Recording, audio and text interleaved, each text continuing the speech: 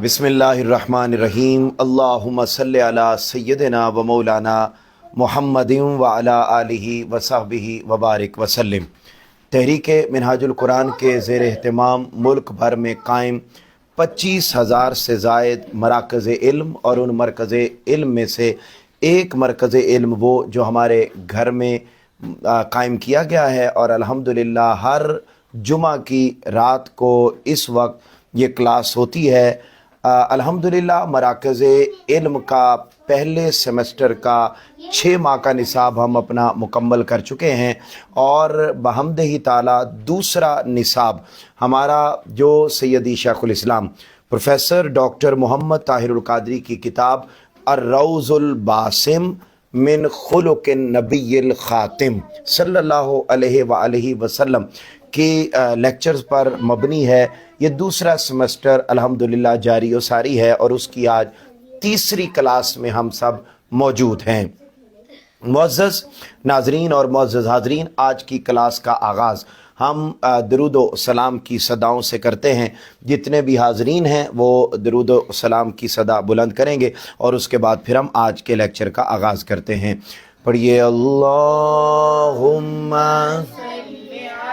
اس کو نیچے کر دیں نا و مولانا، اسی کو پکڑیں گے نیچے ہو جائے گا۔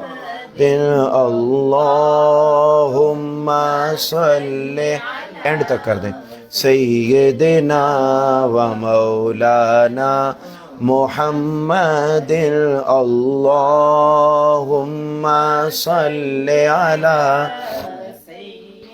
نا و مولانا محمد اللہم صلی علی سیدنا و مولانا محمد و علی آلہ وصحبہ وبارک وسلم۔ اللہم صلی علی سیدنا و مولانا محمد۔ سب مل کے بواز بلند پڑھیں، 2 منٹ ہم نے درود پاک پڑھنا ہے تاکہ ہم درود و سلام کی صداؤں میں پھر آج کے لیکچر کا آغاز کر سکیں۔ پڑھیے اللہم صلی علی سیدنا و مولانا محمد اللہم صلی علی سیدنا و مولانا محمد اللہم صلی علی سیدنا و مولانا محمد اللہم سیدنا و مولانا محمد اللہم صلی علی سیدنا و مولانا محمد اللہم صلی علی سیدنا و مولانا محمد و علی آلہ وصحبہ وبارک وسلم۔ اللہم صلی علی سیدنا و مولانا محمد اللہم صلی علی سیدنا و مولانا محمد اللہم سیدنا و مولانا محمد۔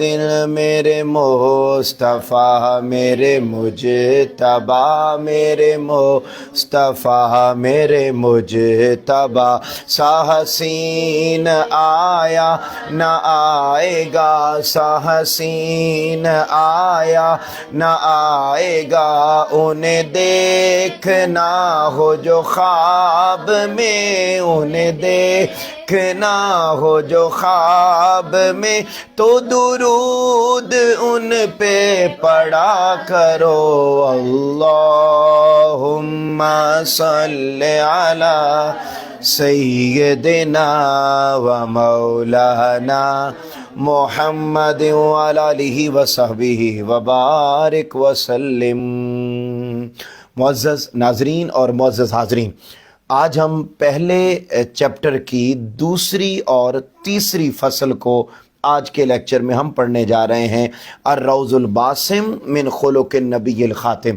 اس کتاب کے پہلے باب کی دوسری اور تیسری فصل آج ہم پڑھ رہے ہیں۔ دوسری فصل میں ذکر ہے فصل فی صفات مجلس نبی صلی اللہ علیہ وآلہ وسلم، حضور کی مجلس کے اوصاف، یعنی آقا علیہ السلام جب محفل میں بیٹھتے، لوگوں میں بیٹھتے، تو آقا علیہ السلام کی لوگوں میں ملاقات میں کیا باتیں ہوتی، یعنی ہم جب ملتے ہیں تو ہماری باتیں کیا ہوتی ہیں، چغلی ہے، غیبت ہے، کینہ ہے، حسد ہے، لڑائی جھگڑا ہے، بدگمانیاں ہیں، جھوٹ ہے، ہم مل بیٹھتے ہیں تو یہ باتیں ہوتی ہیں۔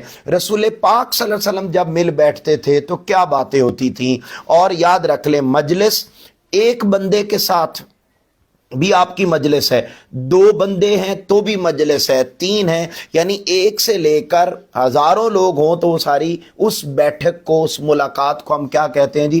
مجلس کہتے ہیں۔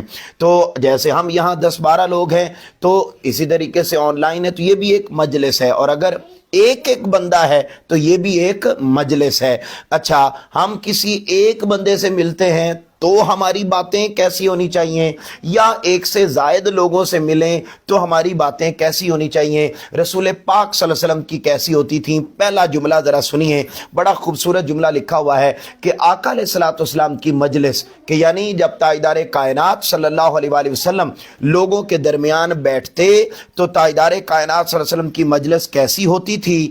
وہ مجلس اصلاح احوال، یعنی دوسروں کی اصلاح کرنا۔ بولیے کیا جی؟ دوسروں کی اصلاح کرنا۔ اس کا مطلب یہ ہے کہ جب بھی دو لوگ ہوں یا دو سے زیادہ لوگ ہوں، اگر کسی جگہ پر کمی دیکھی جائے تو وہاں پر اصلاح کرنا، یہ کوئی مولویانہ کام نہیں ہے، یا اس کو یوں نہ کہا جائے کہ یہ کوئی تبلیغ کا کام ہو رہا ہے ہر وقت، نہیں، بلکہ یہ اصلاح کرنا یہ سنت رسول صلی اللہ علیہ وآلہ وسلم ہے۔ اصلاح احوال تہذیب نفس، تنویر عقل اور تعمیر کردار کا مرکز تھی، یعنی آقا علیہ السلام جب آپس میں مل بیٹھتے لوگوں کے درمیان تو آقا علیہ السلام کیا کرتے؟ ان کی عقل کو بڑھاتے، ان کے کردار کی اصلاح کرتے، اور ان کے نفس کی اصلاح کرتے، اور اسی طریقے سے ان کے احوال کی اصلاح کرتے۔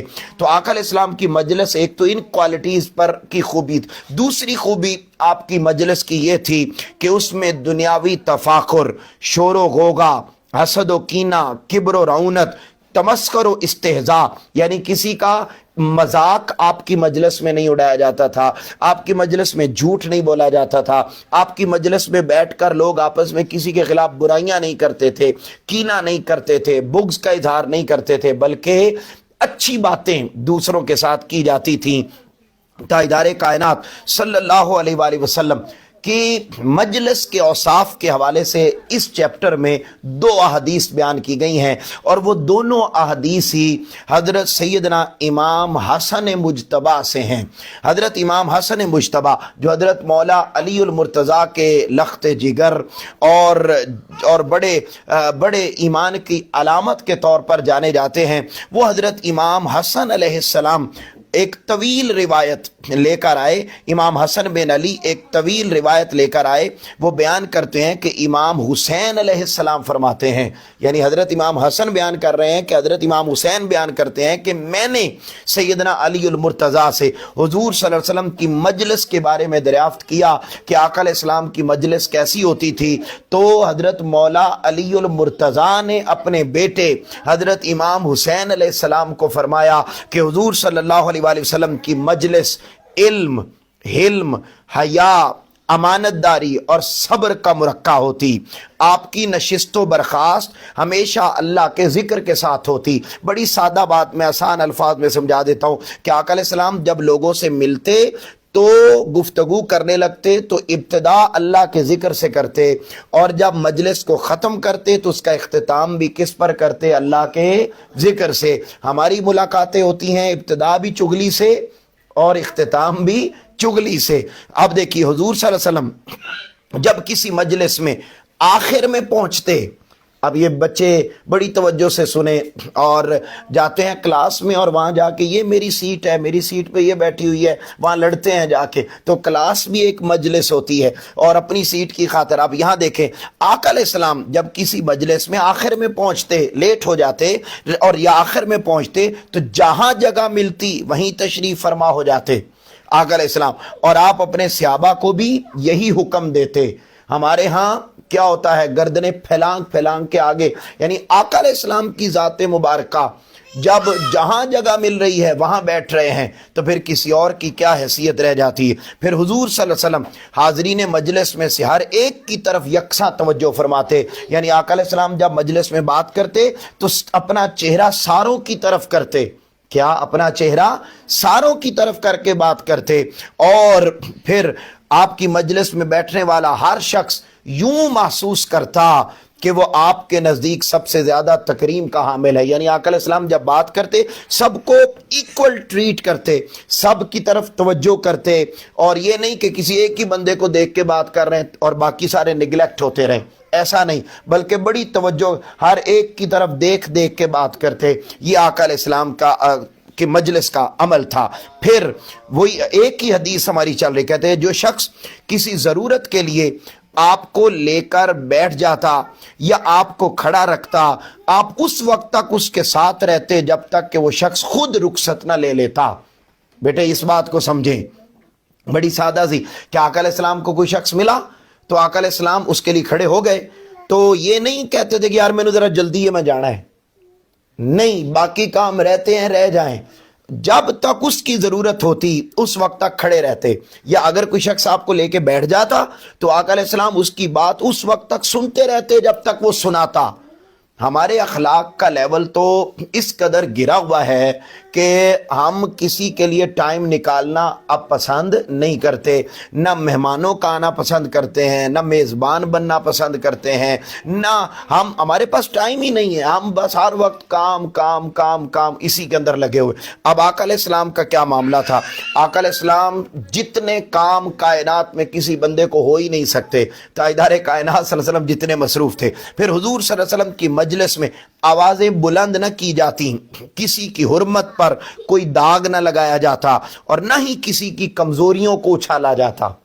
آپ صلی اللہ علیہ وسلم جب بیٹھتے تھے تو کیا کسی کی کمزوریوں کو نہیں اچھالا جاتا تھا۔ ہماری زبان کو، ہمارے کانوں کو لذت تب ملتی ہے جب ہم کسی کی برائیاں کرتے ہیں۔ اب آقا علیہ السلام کا پھر حضور صلی اللہ علیہ وسلم کی مجلس میں سب برابر تھے، لیکن وہ سب دوسروں کو تقوی کے سبب اپنے اوپر ترجیح دیتے اور تواضع اختیار کرتے۔ یعنی آقا علیہ السلام کی مجلس میں جتنے لوگ بیٹھتے وہ سب آقا علیہ السلام کی نظر میں برابر، لیکن ہر کوئی دوسرے کو کہتا نہیں تو بڑا ہے، تو مجھ سے اچھا ہے، تو مجھ سے اعلیٰ ہے، تو مجھ سے بہتر ہے، دوسروں کو عزت دیتے۔ اور اب ہمارے ہاں دوسروں کو عزت دینا، دوسروں کا احترام کرنا، یہ ہمارے مزاج اور رویے میں شامل نہیں۔ پھر حضور صلی اللہ علیہ وسلم کی مجلس میں لوگ بڑوں کی توقیر کرتے اور چھوٹوں پر مہربانی کرتے، حاجت مند کی مدد کرتے اور مسافر کے حقوق کا خیال رکھتے۔ یہ کون روایت کر رہے ہیں؟ حضرت امام حسین علیہ السلام روایت کر رہے ہیں اپنے بابا سے، اور ان کے بابا نے ڈائریکٹ حضور کی مجلس کا یہ حال بیان کیا ہے کہ آقا علیہ السلام کی مجلس اس طرح ہوتی تھی۔ یہ ایک حدیث ہو گئی۔ اسی فصل میں دوسری حدیث، اور وہ حدیث بھی کون لے کر آئے ہیں؟ حضرت امام حسین علیہ السلام کی ہی ہے۔ انہوں نے بھی یہ روایت بھی حضرت مولا علی المرتضیٰ کرم اللہ وجہ الکریم سے ہی روایت کی ہے، اور وہ بیان کرتے ہیں کہ آقا علیہ الصلوۃ والسلام کی مجلس مبارک کیسی ہوتی تھی، ذرا سنیے گا۔ کہتے ہیں امام حسین علیہ السلام بیان کرتے ہیں کہ میں نے اپنے والد محترم سیدنا علی المرتضیٰ کرم اللہ وجہ الکریم سے حضور نبی اکرم صلی اللہ علیہ وسلم کے گھر سے باہر تشریف لانے اور صحابہ کرام کے درمیان تشریف فرما ہو کر مجلس میں آنے کے بارے میں پوچھا، تو حضرت مولا علی المرتضیٰ نے فرمایا کہ حضور صلی اللہ علیہ وآلہ وسلم جب لوگوں میں بیٹھتے، خواہ ایک بندہ ہوتا یا 10 بندے ہوتے، 100,000 بندے ہوتے، جتنے لوگ بھی ہوتے، تو آپ کی مجلس کیسی ہوتی؟ آپ کی زبان مبارک پر تعلیم و تربیت کے لیے گفتگو جاری ہو جاتی، یعنی آپ دوسروں کی تعلیم اور اصلاح کا کام کرتے۔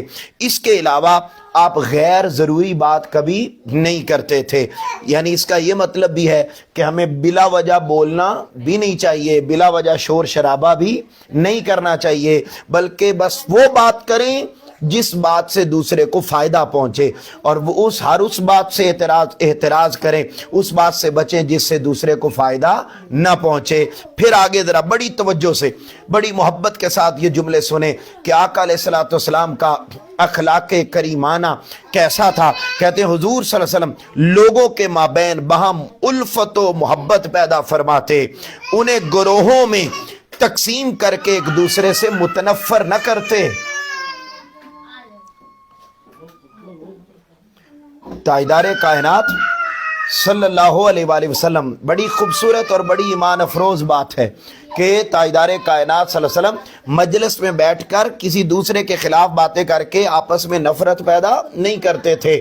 یہاں پر حالات یہ ہیں کہ مائیں بیٹھی ہوتی ہیں اور اپنے ہی بچوں کو، یعنی بڑے کے سامنے چھوٹے کے عیب، چھوٹے کے سامنے والد ہے، وہ اس طریقے سے کرتے ہیں۔ یعنی ہمارے ہاں معاشرے میں یہ چیزیں بڑی عام پائی جاتی ہیں کہ ہم اپنی اولاد میں ایک دوسرے کے سامنے اس کی خوبیاں بیان نہیں کرتے بلکہ اس کے عیب بیان کرتے ہیں، اور یوں رفتہ رفتہ خود ان کے دلوں میں ہم خلیج پیدا کر دیتے ہیں، اور ان کے درمیان ہم بلکہ ہونا کیا چاہیے کہ جو بیٹا آپ کا موجود نہیں ہے، والدین کو یہ چاہیے کہ وہ اس کے عدم موجودگی میں اس کی خوبیاں بیان کریں، اور اسی طریقے سے جو چھوٹا اگر ہے تو اس کے سامنے بڑے کی، بڑا ہے تو اس کے سامنے چھوٹے کی خوبیاں بیان کی جائیں تاکہ ان کے درمیان محبت پیدا۔ رسول پاک صلی اللہ علیہ وسلم کی مجلس اس طرح ہوتی۔ پھر آپ ہر قوم کے معزز آدمی کو عزت سے نوازتے اور اسے مزید توقیر دینے کے لیے ان کا سربراہ مقرر فرما دیتے۔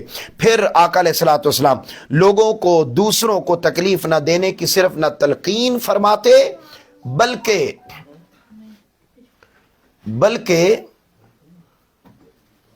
بلکہ آپ کیا کرتے؟ حضور صلی اللہ علیہ وسلم لوگوں کو دوسروں کو تکلیف نہ دینے کی نہ صرف تلقین فرماتے بلکہ آپ خود بھی اس سے محتاط رہتے اور کسی سے اپنی خندہ روئی اور خوش خلقی میں کمی نہ آنے دیتے۔ حضور صلی اللہ علیہ وسلم اپنے اصحاب کی غیر موجودگی پر ان کی خبر گیری کرتے کہ آج وہ کیوں نہیں آیا، آج وہ کیوں نہیں آیا، اور لوگوں کے آپس کے معاملات کی بھی تحقیق کرتے۔ یعنی آج ہم کہتے ہیں اٹس مائی پرسنل میٹر، آپ میرے پرسنل معاملات میں کیوں جا رہے ہیں؟ بیوی اپنے خامد کے معاملات میں انٹرپشن کرے تو خامد صاحب کی غیرت جاگ جاتی ہے کہ جی تو آپ میری پرسنل لائف میں کیوں آ رہے ہیں، اور اگر خامد پوچھ لے تو وہ کہتی ہے آپ میری پرسنل معاملات میں کیوں آ رہے ہیں۔ ٹھیک ہے، یہاں پر تو ایک دوسرے کا آج وہ پچھلے دنوں میں ایک ویلاگ دیکھ رہا تھا تو اس میں وہ بتا رہی ابھی ہماری شادی ہوئی ہے اور ہمارے روم سیپریٹ ہیں، ہمارے روم الگ ہیں، اور اس سے کیا ہے، اور اس کو بڑے فخر سے بتا رہی تھی اور وہ سمجھا رہی تھی، اور وہ اب صاف ظاہر ہے جب اس طرح کے سیلیبریٹیز اور اس طرح کے جو لوگ ہیں وہ جب بیان کرتے ہیں تو وہی آگے سوسائٹی میں لوگ چیزیں اس کو اڈاپٹ کی جائے، اس کو فخر سے بتا رہی میرا موبائل وہ نہیں دیکھ سکتی، میں اس کا موبائل نہیں دیکھ سکتا، اچھا وہ ہماری پرائیویسی ہمارا پرسنل معاملہ ہے، اچھا ہم ایک دوسرے کمرہ ان کا الگ ہے ہمارا الگ ہے تاکہ ہماری پرسنل لائف میں کوئی انٹرپشن نہ آئے۔ یعنی ہم اس قدر تعلق میں، قربت کے تعلق میں آ کر بھی ہم دوسرے کی بات اور اس کی زندگی اور اس کے معاملات میں انٹرپشن کرنا پسند نہیں کرتے، اور اگر کوئی کرنا چاہے یہ بھی مناظر بڑی کھلی آنکھوں سے دیکھے بھی ہیں، سنے بھی ہیں کہ اگر خامد یا بیوی اگر وہ کسی کی پرسنل لائف میں انٹرپشن کرنا بھی چاہتا ہے تو وہ اس کو شٹ اپ کال دیتی ہے، شٹ اپ کال، تاکہ وہ اگلا بندہ اسی لمحے سہم جائے اور وہ دوبارہ اس کی زندگی میں داخل نہ ہو۔ اب آقا علیہ السلام کی مجلس کا حال یہ تھا کہ آقا علیہ السلام خبر گیری بھی کرتے اور باقاعدہ تحقیق کرتے، لفظ ہیں تحقیق کرتے کہ اس کو کیا پرابلم ہو گیا ہے، وہ کیوں نہیں آیا، کدھر ہے، اس کی زندگی میں کیا چل رہا ہے، کیا معاملہ ہے، تو پوری تحقیق کرتے۔ اور یہاں ہمارے اب یہ اخلاق کی اصلاح ہے۔ پھر حضور صلی اللہ علیہ وسلم ہر اچھی بات کی تحسین فرما کر اسے تقویت عطا کرتے اور بری بات کی قباحت بیان کر اسے روک دیتے۔ یعنی اگر اچھا ہو جائے تو اس کی تعریف کرنا کہ یہ اچھا ہو گیا ہے، اور اگر برا ہو گیا ہے تو پھر اس کو بتانا، اس کو سمجھانا کہ یہ اس طرح کرنا ہے۔ یہ آقا علیہ السلام کی سنت ہے، یہ جمعہ کا خطبہ نہیں ہوتا، یہ تلقین نہیں ہوتی، یہ خطاب نہیں ہوتا، بلکہ یہ آقا علیہ السلام کی سنت ہوتی ہے کہ اس کو سمجھا جائے۔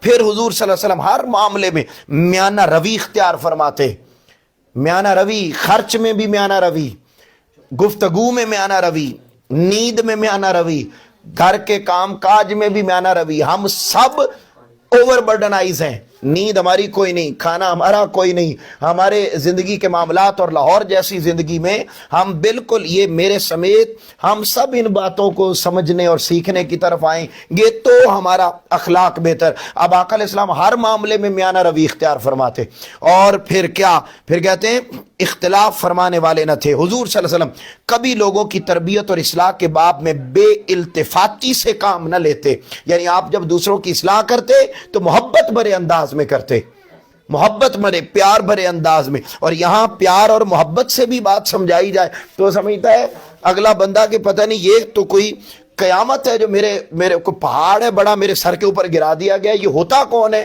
مجھے بات سمجھانے والا، مجھے کہنے والا۔ ہم نے اپنے بچپن میں دیکھا گلی محلے کا جو بڑا بابا ہوتا تھا، گلی محلے کا جو بڑا بابا ہوتا تھا، بابا فتو، ٹھیک ہے جی، اور باقی بابے جو ہمارے گلی محلے میں ہوتے تھے، وہ محلے کے سارے بچوں کو اپنا بچہ سمجھتا، اور وہ بابا جی ہر چھوٹی چھوٹی بات پہ سب بچوں کو سکھا رہے ہوتے تھے۔ اب بابے اگر تو ہیں ہی نہیں، اور اگر ہیں اور کبھی وہ سمجھا دیں کوئی جملہ تو اسی لمحے وہ چھوٹے چھوٹے بچے وہ انہیں، آپ ہوتے کون ہیں ہمیں سمجھانے والے، آپ ہوتے کون ہیں ہمیں کہنے والے۔ تو یہ اصلاح اب صاف ظاہر ہے، جب بچپن سے اصلاح کے جملے سنے نہیں، بچپن سے جب سیکھا نہیں، تو بڑے ہو کر بھی بچے اسی طریقے سے وہ انا کا پہاڑ بنا کے آپ کے سامنے کھڑے ہو جاتے ہیں اور آپ کی اصلاح کی جملوں کو سننے کے لیے تیار نہیں ہوتے۔ اب یہاں پر دیکھیے آقا علیہ السلام کا طریقہ کار یہ تھا کہ آپ اصلاح کرتے اور پھر کیا، ہر کام کے لیے آپ کے پاس ایک خاص انتظام موجود ہوتا۔ یہ جملہ بڑا سمجھنے والا ہے کہ آقا علیہ السلام بے ترتیبے نہیں تھے، ہر کام کو ایک ترتیب، کپڑے بھی پہننے ہیں تو اس میں بھی کوئی ترتیب چاہیے، آپ نے جس کمرے میں رہنا ہے اس کی بھی کوئی ترتیب چاہیے، آپ نے جس گھر میں رہنا ہے اس میں بھی کوئی ترتیب چاہیے، اور ڈسپلنڈ وے میں آقا علیہ السلام اپنی زندگی کو لے کر آگے بڑھتے، اور آپ امر حق میں نہ کبھی کوتاہی فرماتے، حق بات کہنے میں کبھی کوتاہی نہ فرماتے اور نہ حد سے تجاوز کرتے۔ یہ بھی نہیں کہ زیادتی کی جائے اور یہ بھی نہیں کہ کمی کی جائے، جہاں سمجھتے کہ یہ بات فطرت کے مطابق ہے، ذاتی عقل کے مطابق نہیں، فطرت کے مطابق ہے، اس کو بیان کرنے میں آقا علیہ السلام کوتاہی نہ کرتے۔ پھر جنہیں حضور کا قرب حاصل ہوتا وہ سب سے بہتر سمجھے جاتے، واہ واہ واہ واہ واہ، انہیں دنیا سلام کرتی، اور آپ کے نزدیک لوگوں میں سب سے افضل وہی تھا جو دوسروں کی خیر خواہی میں سب سے بڑھ کر تھا۔ بڑا خوبصورت جملہ ہے، جو دوسروں یہ اپنی طبیعت بنا لیتا ہے کہ یار اچھا اس کام سے اس کو خوشی ہوتی ہے، اٹس اوکے، دوسروں کی خیر خواہی، دوسروں کی بھلائی، دوسروں کو اہمیت دینے والا وہ بندہ آقا علیہ السلام کی نزدیک سب سے زیادہ عزت والا سمجھا جاتا۔ حضور صلی اللہ علیہ وسلم کے نزدیک لوگوں میں بلند رتبہ وہی ہوتا جو مخلوق کی غم گساری اور اعانت میں بہترین عمل کا حامل ہوتا ہے. یعنی آقا علیہ السلام کی نظر میں وہ عزت والا تھا جو دوسروں کی مدد کرتا. اب یہ پوری حدیث پاک یہاں پر ذکر کی گئی, اور ایک تیسری حدیث پاک چھوٹی یہاں ذکر کی گئی ہے. ان خارجہ بن زید قال کان النبی صلی اللہ علیہ وآلہ وسلم, کہ حضرت زید بن خارجہ بیان کرتے ہیں کہ حضور نبی اکرم صلی اللہ علیہ وسلم اپنی مجلس میں تمام لوگوں سے زیادہ باوقار دکھائی دیتے. میرا خیال ہے کہ ان جملوں پر تو آپ لوگوں کو سبحان اللہ کہنا چاہیے تھا, مگر آپ ذرا توجہ رکھیں گے تو یہ جملے سنیں کہ حضرت زید بن خارجہ بیان کرتے ہیں کہ حضور نبی اکرم صلی اللہ علیہ وسلم اپنی مجلس میں تمام لوگوں سے زیادہ باوقار یعنی بڑے خوبصورت دکھائی دیتے تھے. اور اگلا جملہ سنیے, آپ صلی اللہ علیہ وسلم لوگوں کے سامنے, یہ جملہ بڑا غور سے سننے والا ہے, آپ صلی اللہ علیہ وسلم لوگوں کے سامنے اپنے منہ اور ناک کو کبھی صاف نہیں کرتے تھے. آپ اندازہ کریں کہ یہ آج کا واقعہ میں آپ کو سنا رہا ہوں کہ ہمارے کالج میں اب ٹیچر طبقہ ہے. ٹیچر اب کسی کو زکام ہوا ہے, کسی کو کھانسی ہوئی ہے, تو بھائی آپ کو سادہ سا کام تو یہ چاہیے کہ آپ ماسک لگا کے رہیں, اور اگر آپ ماسک نہیں لگایا ہوا تو آپ کو ضرورت پڑ گئی ہے اپنے ناک اور منہ کو صاف کرنے کی, تو آپ اٹھ کے واش روم کی طرف جائیں. اب ٹیچر سارے بیٹھے ہوئے ہیں, اب وہ بندہ وہیں پر ہی, اور یہ یہاں نہیں, مسجدوں میں یہ مناظر دیکھنے کو ملتے ہیں. آپ عرفان بھائی بیٹھے ہوئے ہیں, معظم بھائی آپ گواہی دیں گے کہ مساجد میں یہ منظر دیکھنے کو ملتے ہیں کہ بھائی جہاں پر بالکل خالصیت انٹینشن بڑی اچھی ہوتی ہے, اور وہاں سارے ایک صاف ستھرا پاکیزہ ماحول میں آئے ہوئے ہوتے ہیں, اور وہاں پر بھی اگر کسی کو ضرورت پڑ گئی ہے تو وہ وہیں پر ہی جناب ٹیشو نکالے گا, اور مسجد کے اندر ہی سارے لوگوں کے درمیان ہی بیٹھ کے اپنا ناک صاف کرنا شروع. بھئی اس سے کتنی زیادہ ارد گرد والوں کو اریٹیشن ہو رہی ہے. ہم وہ اب پڑھے لکھے طبقہ ٹیچر, اب ان کو مطلب رول ماڈل سمجھا جاتا ہے. اب ایک ٹیچر اگر اس کو ضرورت ہے تو وہ اب کلاس میں کھڑا ہو کے سارے بچوں کے سامنے اپنا ناک صاف کر رہا ہے, تو مطلب وہ بچوں کو کیا سکھا رہا ہے. تو یعنی یہ آپ اندازہ کریں کہ آقا علیہ السلام کی یہ سنت مبارکہ, اور یہ ابو داؤد میں حدیث پاک آئی. لہذا مسجدوں میں, اسکول کالجز میں, بس کے دوران, سفر میں, یعنی جہاں پر بھی مجلس ہے, لوگ جہاں آپ کے ارد گرد بیٹھے ہوئے, آپ ارد گرد بیٹھے ہوئے لوگوں کے درمیان آپ اپنے ناک اور منہ کو صاف نہیں کر سکتے. یہ آقا علیہ الصلوۃ والسلام کی سنت مبارکہ نہیں. یہ ایک ہماری اس پہلی فصل میں یہ 3 احادیث تھیں کہ آقا علیہ السلام کی مجلس کیسی ہوتی ہے. اگلی اور آخری فصل تیسری, اس کو شروع کرنے سے پہلے ہم ایک مرتبہ درود پاک پڑھتے ہیں, اور اس کے بعد پھر آگے تیسری فصل شروع کرتے ہیں. پڑھیے جی مل کر درود پاک. اللہم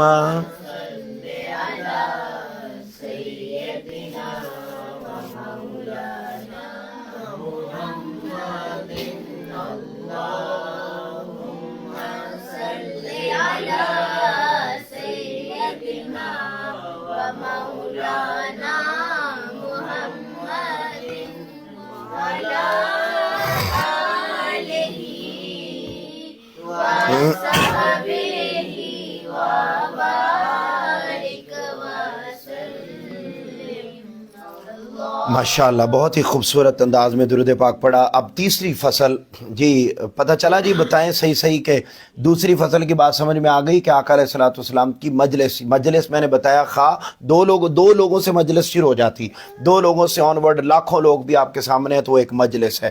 تو آپ آقا علیہ السلام کی مجلس کا طریقہ کار کیا تھا, اب ذرا آگے سنیے. آقا علیہ السلام کی فصل فی اوصاف نطق النبی و کلامہ, حضور صلی اللہ علیہ وسلم کی گفتگو اور کلام مبارک کے اوصاف, یعنی آقا علیہ السلام گفتگو کس طریقے سے کرتے تھے اور آپ کلام کس طریقے سے کرتے تھے. ہمارے بچے, اور آج میڈیا کے دور میں اب تو یوٹیوب نے اور مختلف اس نے وہ آواز تیز کر کے اس کی سپیڈ بھی بڑھا کے آپ ویڈیو کو سن سکتے ہیں ٹائم بچانے کی خاطر. تو اب یہاں دیکھیے کہ اور پھر وہ ہمیں آدھے لفظوں کی سمجھ آتی ہے, آدھوں کی نہیں آتی, اور خود ہی ایک نیا مفہوم بنا کے تو ہم بڑی تیزی کے ساتھ بولتا ہوا ہی کسی کو سننا پسند کرتے ہیں. اور ویڈیو بھی ہم وہی دیکھنا چاہتے ہیں جس میں بہت تھوڑے سے ٹائم میں ہمیں بہت ساری معلومات مل جائیں, اور جو زیادہ فریکوینٹلی تیزی کے ساتھ بول رہا ہو اسی کو ہی ہم سننا زیادہ پسند کرتے ہیں. نہیں, آقا علیہ السلام کا کلام میں جو گفتگو کا انداز تھا وہ کیا تھا, ذرا سنیے. بڑی حدیث پاک خوبصورت ہے, آپ نے پہلے سیمسٹر میں بھی سنی ہوئی ہے. ان عائشہ ان النبی صلی اللہ علیہ وآلہ وسلم کان یحدث حدیثا لو عدہ العادل پھر فرمایا لا احصاہ کہ رسول پاک صلی اللہ علیہ وآلہ وسلم اس انداز سے گفتگو فرماتے کہ اگر کوئی شخص آپ کے الفاظ کو گننا چاہتا تو وہ الفاظ کو گن سکتا تھا. یعنی آپ بہت سلو بھی نہیں اور بہت تیز بھی نہیں، خوبصورت انداز میں بات کرتے کہ آپ کی زبان مبارک سے نکلے ہوئے جملے بہت آسانی سے اگلے بندے کو سمجھ آ جاتے. پھر اگلی حدیث پاک عن انس عن النبی صلی اللہ علیہ وآلہ وسلم انہو کان اذا سلم ثلاثا و اذا تکلم بکلمت اعداہا ثلاثا کہ رسول پاک صلی اللہ علیہ وسلم جب سلام کرتے کسی کو تو 3 بار سلام کرتے. ہم تو ایک بار بھی پسند نہیں کرتے، 3 بار آپ سلام کرتے. اور جب آپ کلام کرتے تو ہر کلام کو بھی آپ کتنی مرتبہ کرتے جی؟ 3 مرتبہ کرتے. اب ہمارے ہاں تو 1 مرتبہ نہیں سنا جاتا، اس کو بھی ہم بڑی تیزی سے چاہتے ہیں کہ بہت تھوڑے وقت میں زیادہ دیر میں بات کر کے تو بس اس کو ختم کر دیا جائے. پھر اگلی حدیث پاک رسول پاک صلی اللہ علیہ وآلہ وسلم حضرت انس بن مالک رضی اللہ تعالیٰ عنہ بیان کرتے ہیں کہ رسول پاک صلی اللہ علیہ وسلم کلام کو 3 مرتبہ دہراتے تاکہ سامنے والے اچھی طرح آپ کی بات کو سمجھ لیں.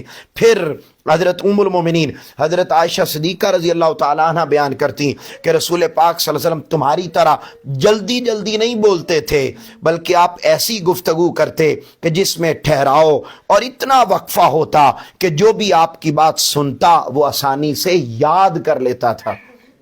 یہاں اب بچے بولتے ہیں ہماری ٹیچر کی سمجھ نہیں آتی، بچے بولتے ہیں ہمیں ہماری ٹیچر سمجھاتی ہیں تو ہم بار بار اس کو پھر کتابوں سے بھی پڑھتے ہیں تو یاد. اب آقا علیہ السلام اس انداز میں سمجھاتے اور بولتے کہ جو آپ کی بات کو سنتا اسے پورا یاد کر لیتا. اب اس کی سب سے بڑی اگزامپل یہ حدیث کی کتابیں ہیں کہ صحابہ کرام نے کس طرح سنا آقا علیہ الصلوۃ والسلام کی باتوں کو، اور لفظ صحابہ کرام نے اس کو یاد کیا اور پھر کتابوں میں لکھا، اور وہ کئی صدیوں تک آگے روایت ہوتا رہا.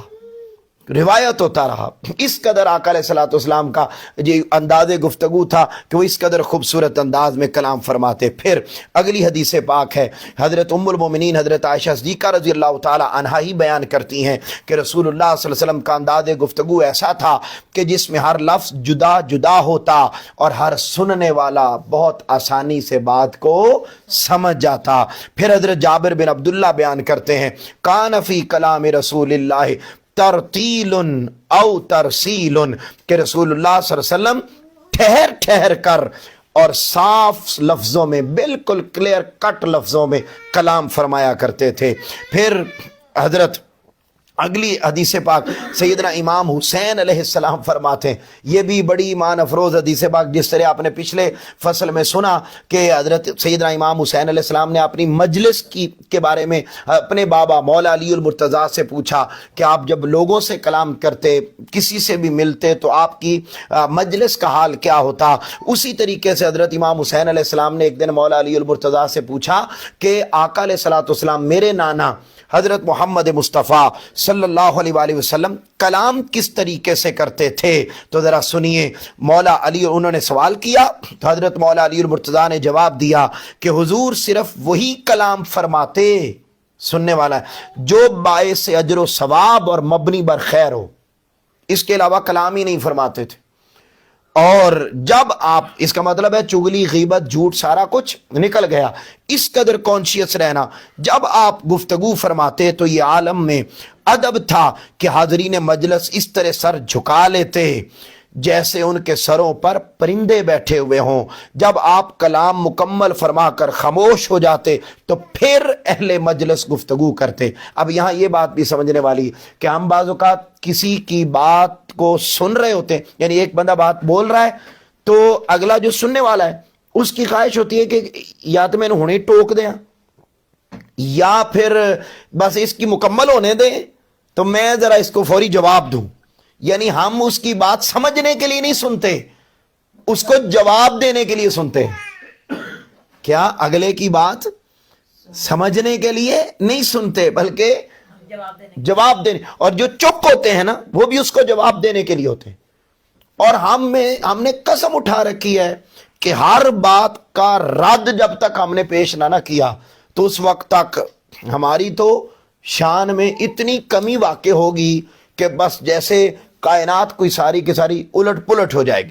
اب آقا علیہ الصلوۃ والسلام مکمل سنتے، پھر اس کے بعد کوئی بات، اور اہل مجلس آپ کی بارگاہ میں کسی بات پر جھگڑا نہ کرتے، جو آقا علیہ السلام نے فرما دیا اس کو قبول کرتے۔ جب کوئی شخص آپ کی بارگاہ میں گفتگو کر رہا ہوتا تو اس کی بات مکمل ہونے تک سب لوگ خاموش رہتے۔ وہی بات آ گئی آگے جو میں نے آپ کی مجلس میں ہر شخص کی بات اتنی ہی توجہ سے سنی جاتی جتنی پہلے شخص کی بات، یعنی آپ تمام حاضرین کی گفتگو کو یکساں توجہ سے سماعت فرماتے۔ اس کا مطلب یہ بھی ہے کہ جب کوئی بول رہا ہو تو پھر اس کی بات کو توجہ سے سنا اور سمجھا جائے، اس کو رد کرنے کے لیے نہیں، سنا اور سمجھا جائے کہ یہ کیا کہنا چاہ رہا۔ پھر کیا تھا؟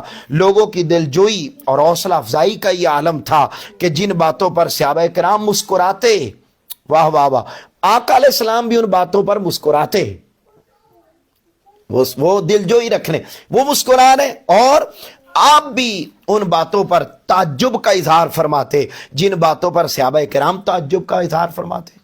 یہ دل جوئی کے لیے تھا، اپنائیت کے لیے تھا۔ پھر حضور صلی اللہ علیہ وسلم اجنبی مسافروں اور آداب سے ناواقف لوگوں کے کلام کرنے اور سوال کرنے میں تلخی اور درشتگی کو بڑی شفقت اور خندہ پیشانی سے برداشت کرتے۔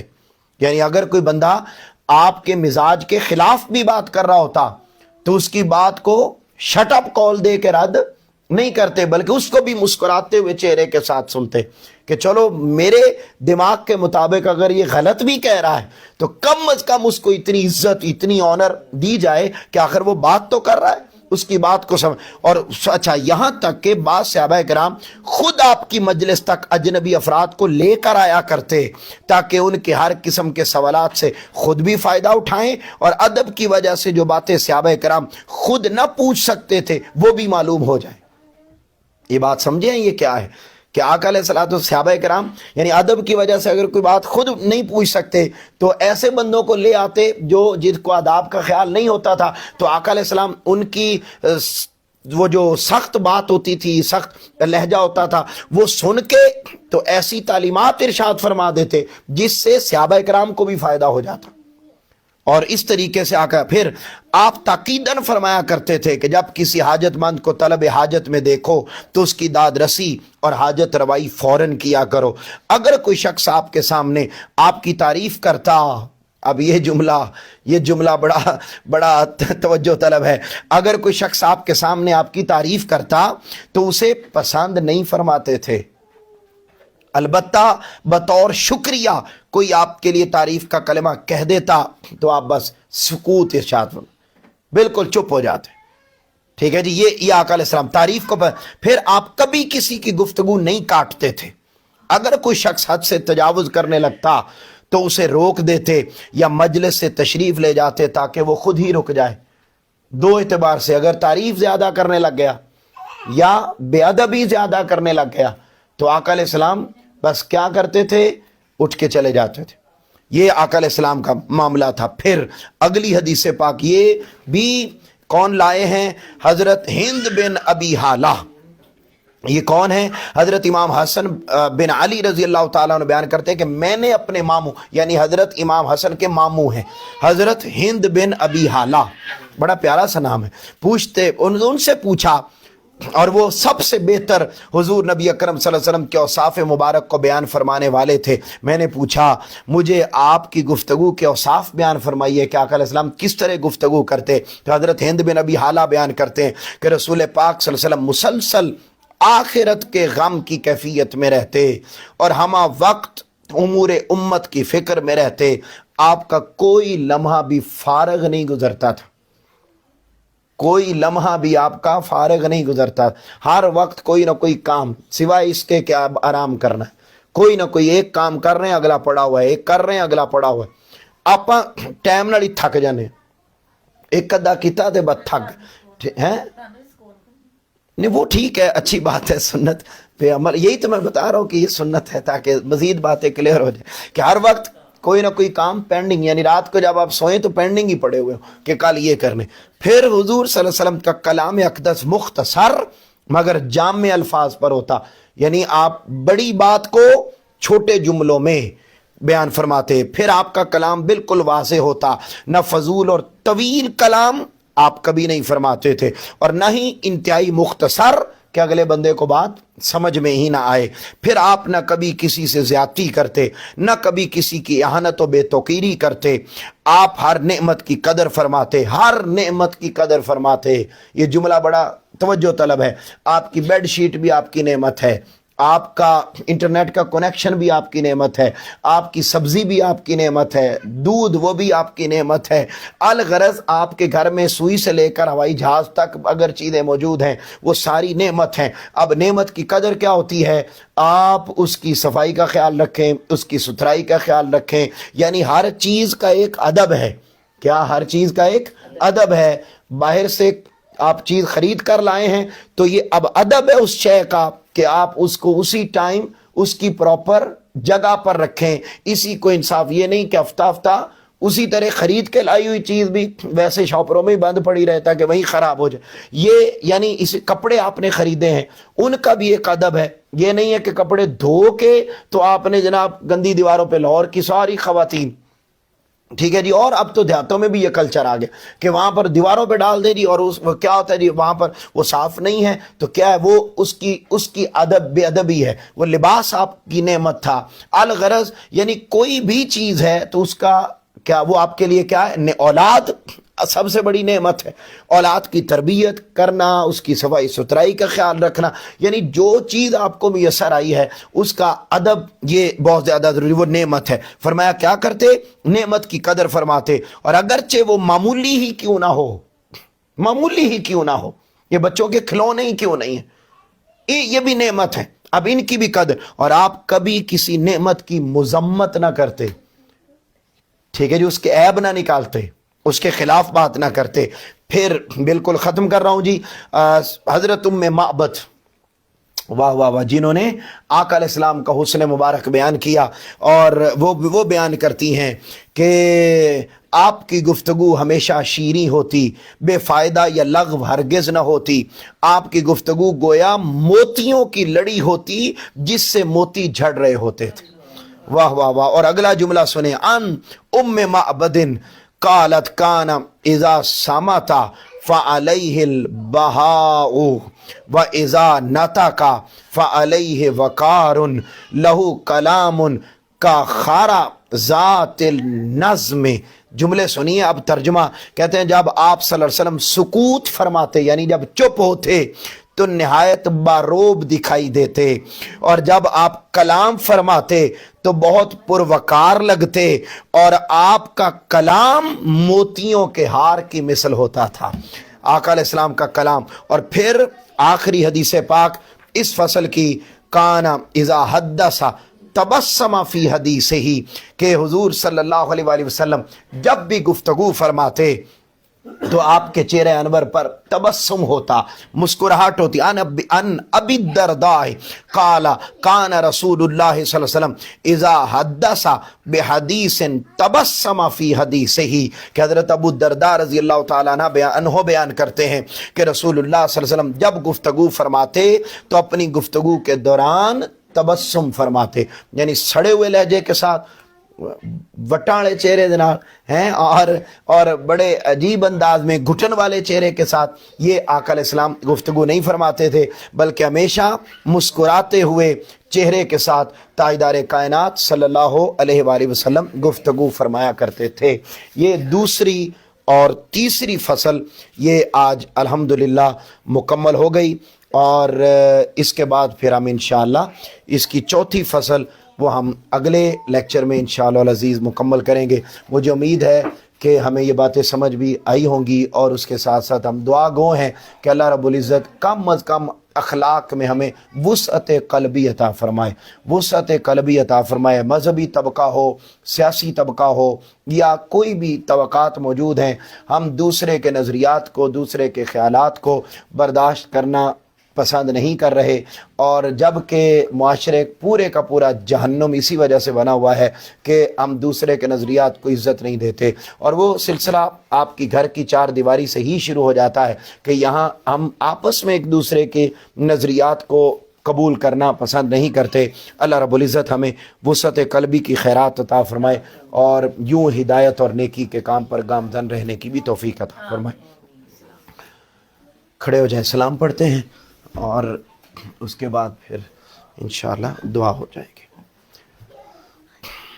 مصطفیٰ جان رحمت پہ لاکھوں سلام، شمع بز میں ہدایت پہ لاکھوں سلام، شمع بز میں ہدایت پہ لاکھوں سلام، شمع بز میں ہدایت پہ لاکھوں سلام۔ ہم یہاں سے پڑھیں وہ مدینے سنے، ہم یہاں سے پڑھیں وہ مدینے سنے، ہم یہاں سے پڑھیں وہ مدینے سنے،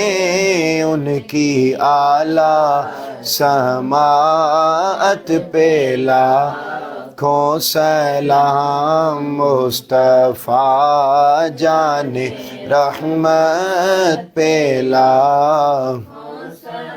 یا نبی سلام علیکہ، یا رسول سلام علیکہ، یا حبیب سلام علیکہ، یا حبیب علیکہ، یا رسول اللہ صلوات اللہ علیکہ۔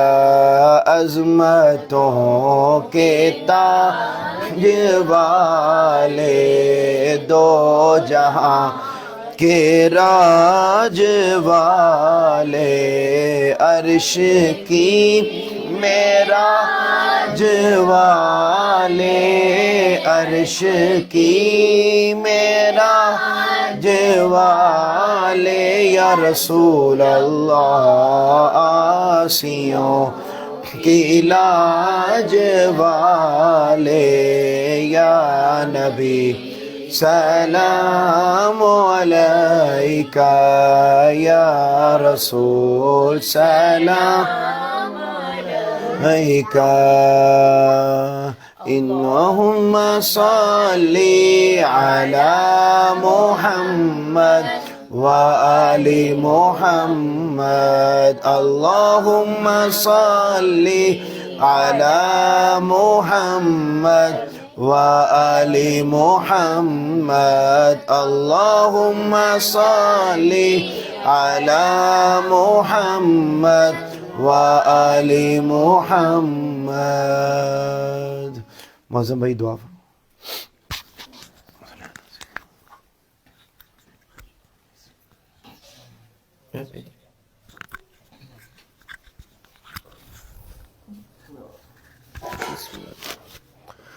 اللہم صلی علی سیدنا و مولانا محمد وعلی آلہ وصحبہ وبارک وسلم۔